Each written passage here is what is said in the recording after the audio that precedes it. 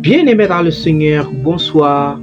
Restez concentrés et soyez attentifs, car aujourd'hui, nous allons écouter un message intitulé au sujet. Car beaucoup de personnes se posent des questions par rapport au sujet intitulé la marque de la bête. Certaines personnes vont imaginer que la marque de la bête serait une puce mise sous la peau de notre corps. D'autres vont loin et pensent que la situation sanitaire que nous vivons actuellement correspond, n'est-ce pas, à la marque de la bête.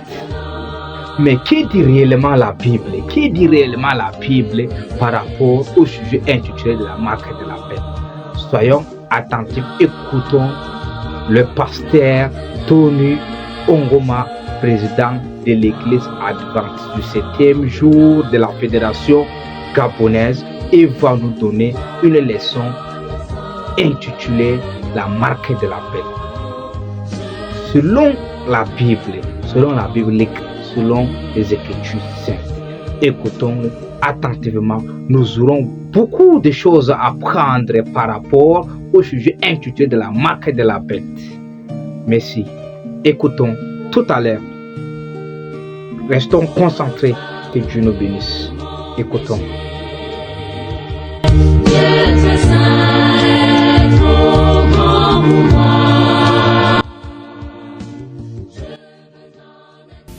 Le sujet que nous allons traiter aujourd'hui a pour titre « La marque de la bête ou le sceau de Dieu ». La Bible, sans l'ombre d'un doute, répond de manière claire quant au sujet de la marque de la bête. Un autre élément très important que nous devons considérer avant d'entrer de plein pied dans notre sujet est le fait que le diable est réel. Dans Ésaïe 14, versets 13 à 14, la Bible nous relate un tout petit peu sur le sujet de Lucifer. La Bible dit, « Tu disais en ton cœur, je monterai au ciel, je lèverai mon trône au-dessus des étoiles de Dieu. Je m'assiérai sur la montagne de l'assemblée, à l'extrémité du septentrion, je monterai sur le sommet des nues, je serai semblable au Très-Haut. » Évidemment, le diable a voulu être l'égal de Dieu. La particularité de la divinité, c'est qu'elle est adorée. En d'autres termes, si Satan aspire à devenir comme Dieu, c'est qu'il aspire aussi à être adoré. La question du grand conflit cosmique entre Christ et Satan, entre la vérité et l'erreur, répond à la question suivante: qui doit être adoré? Celui qui sera l'objet de notre adoration, celui-là sera notre Dieu. La question la plus fondamentale lorsque nous traitons du sujet de la marque de la bête est la suivante. C'est la question du grand conflit qui tourne autour de l'adoration. Qui doit être adoré? Comment devons-nous adorer celui qui mérite d'être adoré? Et enfin, quand devons-nous adorer celui que nous estimons comme étant l'être ou la divinité qui mérite notre adoration? Dans Jean 8, verset 44, la Bible nous précise clairement qui est Satan dans ses intentions secrètes. La Bible dit, « Il a été meurtrier dès le commencement et il ne se tient pas dans la vérité parce qu'il n'y a pas de vérité en lui. Lorsqu'il profère le mensonge, il parle de son propre fond, car il est menteur et le père du mensonge. » Évidemment, le diable est un menteur. Il l'a démontré à nos premiers parents, dans le jardin d'Éden. Il s'est présenté à eux, leur invitant à aspirer à être des dieux, chose qu'il a lui-même ratée dans le ciel. Genèse chapitre 3, le verset 4 nous dit qu'alors le serpent dit à la femme, « Vous ne mourrez point ». Alors que Dieu dit explicitement à la femme et à l'homme, le jour où vous en mangerez, vous mourrez. Genèse 3, verset 5.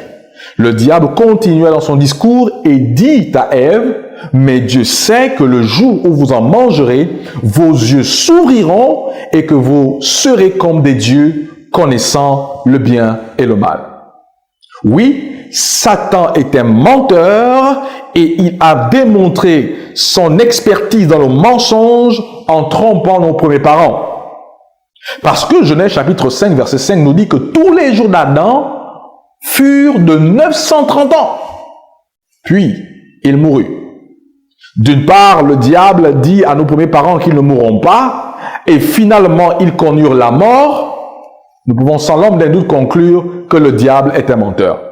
Le diable a même essayé de recevoir l'adoration de son Créateur, qui est Dieu, en la personne de Jésus-Christ. Dans Matthieu chapitre 4, versets 8 à 10, la Bible nous dit « Le diable le transporta encore sur une montagne très élevée, lui montra tous les royaumes du monde et leur gloire, et il lui dit, « Je te donnerai toutes ces choses si tu te prosternes et m'adores. » Oui, la question de savoir qui est plus fort entre Dieu et Satan ne se pose pas. La question de savoir qui est le plus riche ne se pose pas. Mais le diable pose la question de l'adoration. Celui devant qui l'on se prosterne et adore, celui-là devient notre Dieu. C'est pourquoi Satan a essayé d'obtenir de l'adoration de Jésus-Christ. Mais la réponse de Jésus face à cette tentative a été claire. Jésus lui dit, « Retire-toi, Satan, car il est écrit, tu adoreras le Seigneur ton Dieu et tu le serviras lui seul. » Si Jésus-Christ est notre exemple par excellence, par cette réponse, il démontre que seul Dieu mérite notre adoration. Mais n'oubliez pas, les amis, la question du grand conflit cosmique tourne autour de l'adoration. Christ sollicite notre adoration d'une part, et d'autre part, le menteur Lucifer voudrait aussi être adoré. Qui devons-nous adorer? Comment devons-nous adorer? Et quand devons-nous adorer? Sont les questions fondamentales autour du sujet de la marque de la bête. Dans un sceau, il y a des éléments spécifiques qui apparaissent. Dans un sceau, dans une marque, il y a le nom, il y a le titre et il y a le territoire. Par exemple, je suis le pasteur Tony Oguma, tel est mon nom. Mon titre, président de la Fédération des Églises Adventistes du 7e jour, et mon territoire, le Gabon. Voici en un mot, en quoi peut-on représenter une marque ou un sceau? Lorsque nous regardons les 10 commandements de Dieu, nous retrouvons dans ces commandements un commandement qui stipule qui doit être adoré, quand et comment, et plus précisément, qui le mérite. Exode chapitre 20, le verset 8 à 11 dit clairement, « Souviens-toi du jour de repos pour le sanctifier. Tu travailleras 6 jours et tu feras tout ton ouvrage. Mais le 7e jour est le jour du repos de l'Éternel, ton Dieu. Tu ne feras aucun ouvrage, ni toi, ni ton fils, ni ta fille, ni ton serviteur, ni ta servante, ni ton bétail, ni l'étranger qui est dans tes portes. Car en 6 jours, l'Éternel, son nom, a fait son titre créateur, et il a fait les cieux, la terre, la mer et tout ce qui est contenu, son territoire qu'il a créé. Évidemment, par rapport à la création de notre humanité. Et il s'est reposé le 7e jour. Vous l'avez bien compris. Exode continue en disant, c'est pourquoi l'Éternel a béni le jour du repos et l'a sanctifié. Oui, mes amis, pour comprendre la marque de la bête, il nous faut d'abord identifier la marque de Dieu. Ou si vous voulez, le sceau de Dieu. Genèse chapitre 2, verset 2 nous rappelle que le commandement qui stipule l'observation du sabbat a été instauré longtemps avant que Dieu ne donne les 10 commandements aux Juifs sur le chemin du désert. Genèse chapitre 2, verset 2. Dieu acheva au 7e jour son œuvre qu'il avait faite et il se reposa au 7e jour de toute son œuvre qu'il avait faite. Dieu se reposa, en d'autres termes, il cessa son activité de la création. Dieu bénit le 7e jour et il le sanctifia parce qu'en ce jour, il se reposa de toute son œuvre qu'il avait faite, créée en ce jour-là. Permettez-moi, n'est-ce pas, de faire un parallélisme entre Genèse chapitre 2, verset 3 et Exode chapitre 20, verset 8 à 11. Quand vous lisez ces deux textes, vous voyez clairement que le quatrième commandement nous rappelle le texte de Genèse chapitre 2, verset 3, où Dieu nous rappelle qu'il s'est reposé le septième jour et qu'il a béni, sanctifié ce jour particulier. En d'autres termes, la Bible nous rappelle simplement que dans le quatrième commandement, nous retrouvons le sceau de Dieu.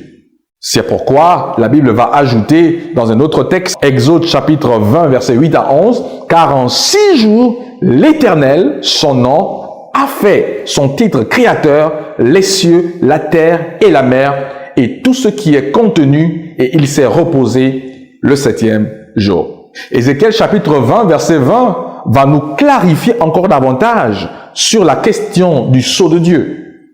La Bible dit, « Sanctifiez mes sabbats, et qu'il soit entre moi et vous un signe, ou une marque, ou un sceau, auquel on connaisse que je suis l'Éternel, votre Dieu. » Dans une autre version, le même texte dit ce qui suit.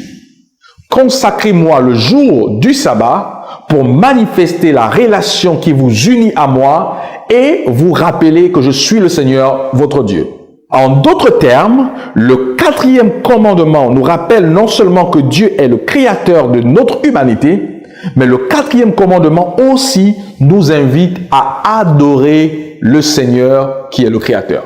Quant à la question de savoir quelle est la marque de Dieu, la Bible répond sans l'ombre d'un doute que le sabbat est la marque de Dieu.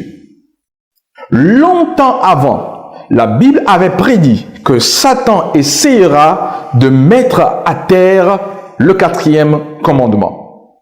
Daniel chapitre 7 verset 25 nous dit, « Il prononcera des paroles contre le Très-Haut, il opprimera les saints du Très-Haut et il espérera changer les temps et la loi. » Et dans une présentation précédente, nous avons vu que la tentative qui consistait à changer les temps et la loi peuvent se résumer ainsi. Le diable a essayé de changer les temps en faisant passer le samedi comme 7e jour à dimanche comme 7e jour.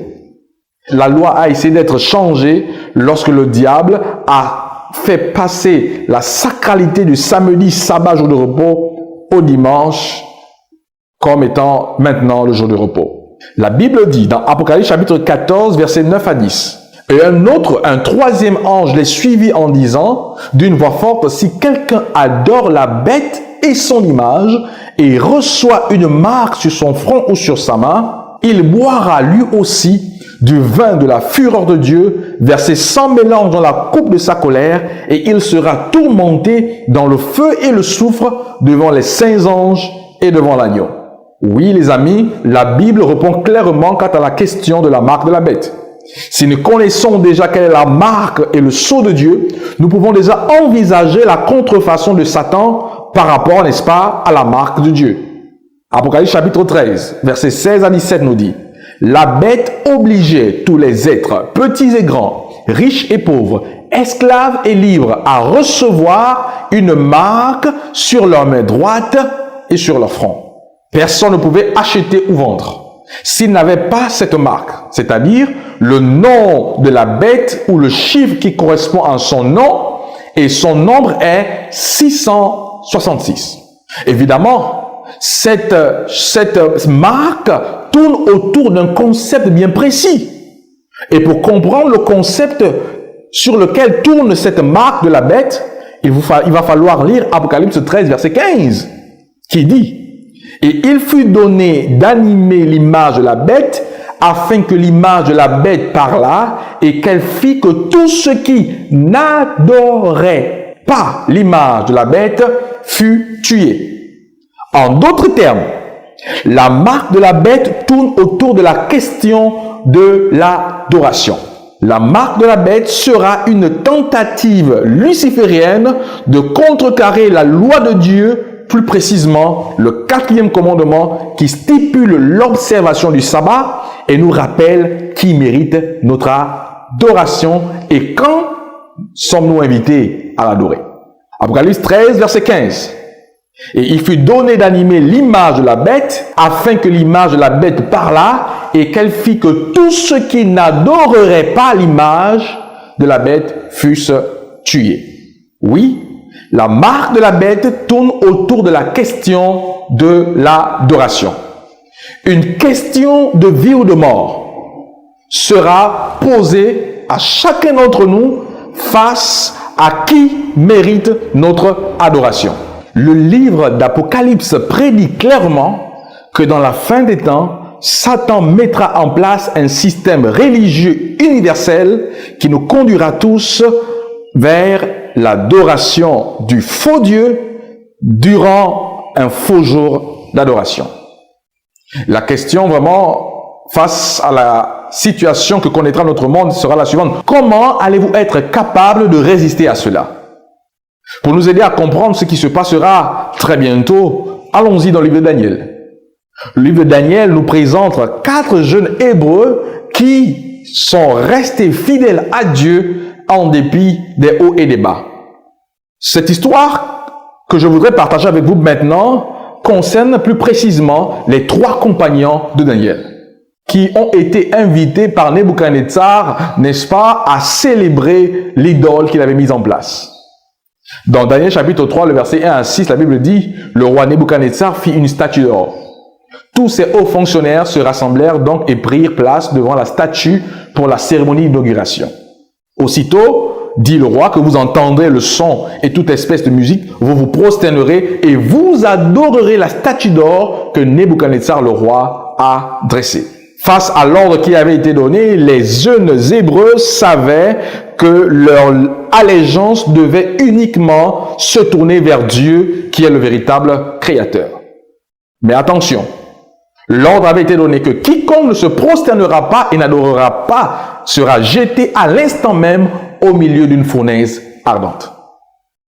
D'après vous, quelle a été la réaction de ces jeunes Hébreux ayant été forcés politiquement et religieusement parlant à se prosterner devant une idole?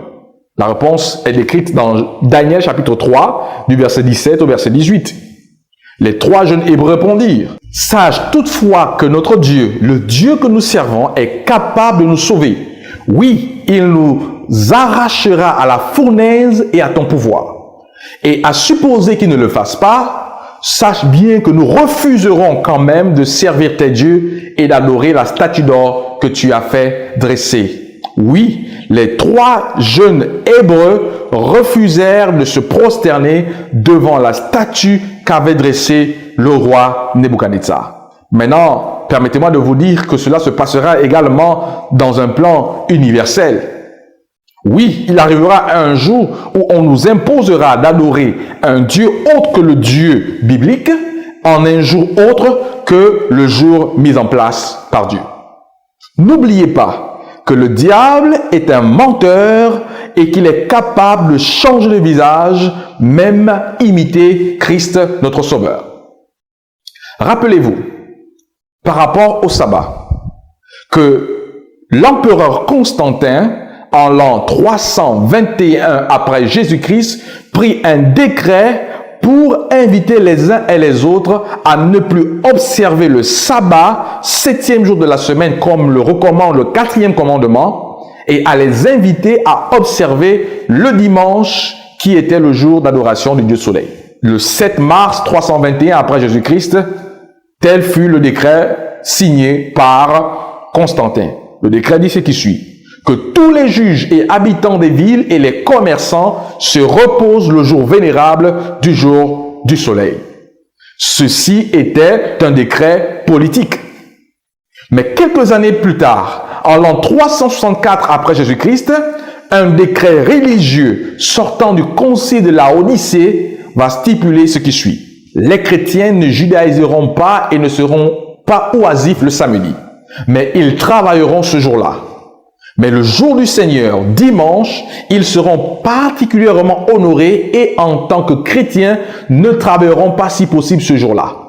Si cependant on les trouve judaïsants, ils seront exclus de Christ. Deux décrets, un décret politique et un décret ecclésiastique, furent pris pour détourner les gens du véritable jour d'adoration qui est le sabbat et qui constitue le sceau de Dieu, pour les conduire vers un autre jour d'adoration qui n'est autre que le jour d'adoration du Dieu Soleil. N'oubliez pas les trois questions fondamentales. Qui nous adorons, comment nous adorons et quand nous adorons. Trois réponses qui déterminent l'issue du grand conflit cosmique par rapport à chacun d'entre nous. Apocalypse chapitre 13, verset 2 dit ce qui suit. Et le dragon lui donna sa puissance et son trône et un grand pouvoir. Et ils adorèrent le dragon parce qu'il avait donné l'autorité à la bête, et ils adorèrent la bête en disant: qui est semblable à la bête et qui peut combattre contre elle? La finalité, c'est que la plupart d'entre nous se trouveront en train d'adorer le diable, pensant adorer le Christ. Une question simple. Si le sceau de Dieu constitue un jour d'adoration, comment imaginez-vous que le diable pourra mettre en place un système autre qu'un autre jour d'adoration dans le but de tromper le plus grand nombre? Le grand conflit cosmique tourne autour de la question de l'adoration. Qui mérite notre adoration? Et le quatrième commandement nous invite à adorer Dieu dans un jour particulier parce qu'il est le créateur de l'univers, et Satan instigue, influence des hommes politiques et religieux à mettre en place un autre jour d'adoration qui est son jour d'adoration. En d'autres termes, le sabbat constitue la marque de Dieu, le sabbat constitue le sceau de Dieu, la contrefaçon de Satan sera aussi un autre jour d'adoration qui n'est autre que le dimanche. Apocalypse chapitre 13, versets 16 à 17. La bête obligeait tous les êtres, petits et grands, riches et pauvres, esclaves et libres, à recevoir une marque sur la main droite et sur le front. La main droite, parce que c'est le symbole de la mise en pratique de ce que l'on croit qui est sur notre front, qui est le symbole, n'est-ce pas, de notre intelligence et de notre libre arbitre. Apocalypse 14, verset 12, nous précise clairement que ceux qui seront trouvés fidèles, méditant la parole de Dieu jour et nuit, ne seront pas trompés par cette supercherie du diable. C'est ici la persévérance des saints qui gardent les commandements de Dieu et la foi de Jésus. Oui, la marque de la bête tourne autour de l'adoration. Ce n'est pas nécessairement une question économique, mais c'est une question liée à l'adoration. Qui nous adorons? Quand nous adorons? Et comment nous adorons? Dieu est celui qui mérite l'adoration, nous rappelle le quatrième commandement, parce qu'il est le créateur et c'est lui qui a fait les cieux et la terre. Comment l'adorer? Jésus va dire quelque part qu'il veut que nous soyons des adorateurs qui adorent Dieu en esprit et en vérité. Et quand l'adorer? Oui, nous devons l'adorer toute notre vie, car notre vie doit être une adoration vis-à-vis de Dieu. Mais Dieu donne un jour particulier qui est le sabbat, qui est le 7e jour et qui correspond à samedi comme le jour où nous devons l'adorer. La contrefaçon du diable, elle est simple. Elle consiste à mettre en place un autre jour d'adoration pour qu'il soit aussi adoré, pour que les gens pensent adorer Dieu, mais entre-temps, ils seront en train d'adorer Satan dans un faux jour d'adoration. Car en vérité, il n'existe aucun texte biblique qui stipule l'observation du dimanche comme jour de repos. Les seuls faits historiques que nous trouvons sont les 2 décrets de Constantin et du concile de la Odyssée de 364 après Jésus-Christ, où politiquement et religieusement, les hommes ont pris des décisions de transférer la sacralité du samedi, sabbat de l'Éternel, au dimanche, jour entre griffes du Seigneur. Apocalypse 15, verset 2 nous dit: « Et je vis comme une mer de verre mêlée de feu, et ceux qui avaient remporté la victoire sur la bête et sur son image et sur le nombre de son nom, se tenant debout sur la mer des vers, ayant des harpes de paix. » Oui, il est possible de recevoir la marque de la bête. Oui, il est aussi possible de recevoir la marque et le sceau de Dieu. Les 2 marques s'opposent entre elles. Le choix revient à chacun d'entre nous de décider soit d'adorer Dieu en son jour de repos qui est le sabbat et ceci en observant le 4e commandement, soit en adorant la bête et son image, en d'autres termes le dragon, en son jour d'adoration, qui n'est autre que le jour du Dieu Soleil et qui correspond au dimanche. Quant à moi et ma maison, nous avons décidé d'être fidèles à Dieu, d'observer ses commandements par sa grâce, y compris le 4e commandement qui stipule l'observation du sabbat comme étant le véritable jour d'adoration. Oui, j'ai décidé de recevoir la marque de Dieu et non la marque de la bête. Quel sera votre choix? Que Dieu vous bénisse alors qu'il vous incite, qu'il vous pousse par son Esprit Saint à faire le bon choix. Au nom de Jésus-Christ. Amen.